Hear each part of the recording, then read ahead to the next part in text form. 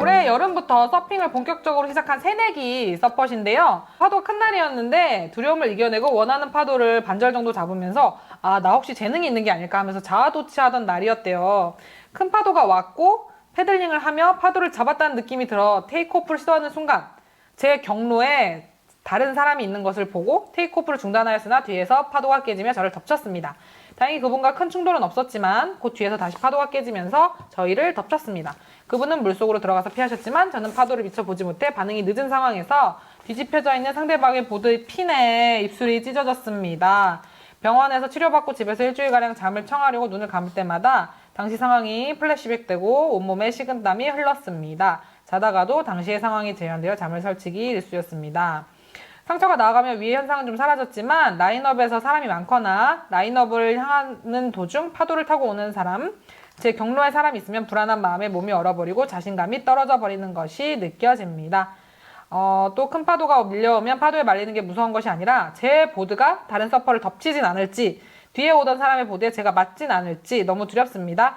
지금 겪는 문제들이 실력이 늘고 보드를 완전히 통제한다면 없어질 문제라 생각하지만 계속 시도조차 못해보는 상황인지라 이번 서퍼 멘탈 케어에 사연을 보냅니다. 아까 이 사연 중에서 그 입술이 찢어지시는 큰 사고를 겪으시고 나서 일주일 동안 자려고 할 때 갑자기 그 상황이 번쩍 떠오르는 플래시백 현상이나 네.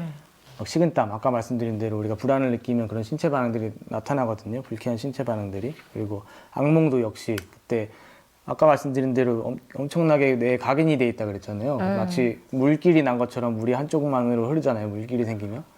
그것처럼 자꾸만 막 비슷한 자극받으면 그때 기억이 막 되살아나고 하는 거거든요. 이게 어떤 그런 트라우마?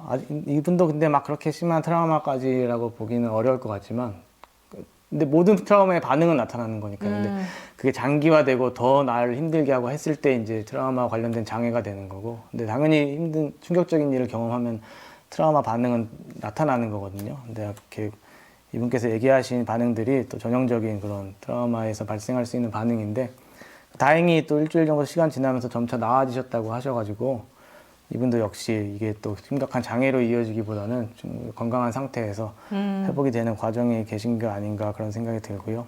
근데 당연히 그런 기억은 또 회복되는데 시간이 걸리거든요. 결국 그런 내 안 좋았던 경험들을 다시 건강한 경험, 다시 행복했던 기억들로 대체를 하는 과정이 필요한 거거든요. 그 상황들을.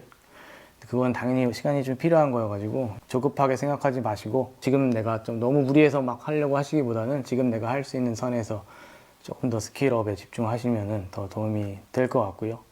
이분이 근데 처한 상황은 막 큰 파도 이런 거보다는 붐비는 라인업인 것 같아요. 그렇죠? 그리고 사람이 부딪히지 않을까, 내가 남을 치지 않을까, 아니면 말리다가 또 이렇게 충돌이 생기지 않을까 이런 거에 대한 공포가 있으신 것 같은데 또 아직 또 입문하신 지 많이 안 되신 것 같아가지고 지금 좀 안전한 라인업에서 연습하시면서 좀 패들링이나 보드 컨트롤이 더 익숙해지시면은 또 자신감이 좀 더 생기시면은 더 극복에 도움이 될 것 같다는 생각은 동료 서퍼로서 해봤고요.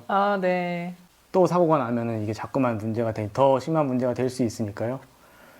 아까 말씀드린 대로 좀 사고를 가능한 조심하는 건 반드시 필요한 것 같아요. 너무 지나치게 두려워할 필요는 없지만 가능한 조심하는 거는 꼭.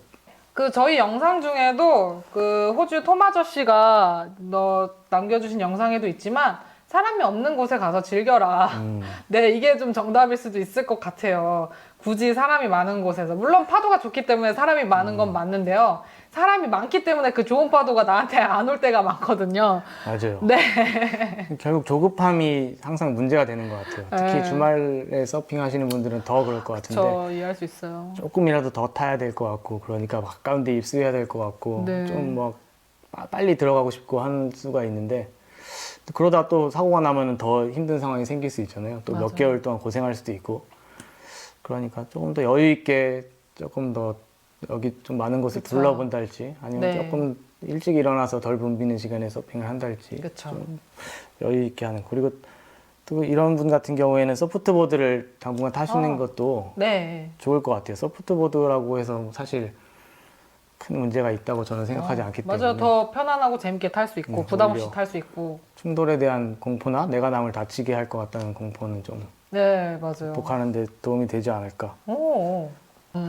저는 특히 파도 큰 날 붐비는 곳은 진짜 절대 안 들어가는 편이고요. 예, 저도요. 그날 굳이 무리해서 들어가 된다. 거길 들어가기 위해서 내가 불안을 극복해야 된다. 이거는 아닌 것 같아요. 불안은 항상 고마운 거기 때문에 저는 불안하기 때문에 파도 큰 사람 많은 라인업은 안 가는 편입니다.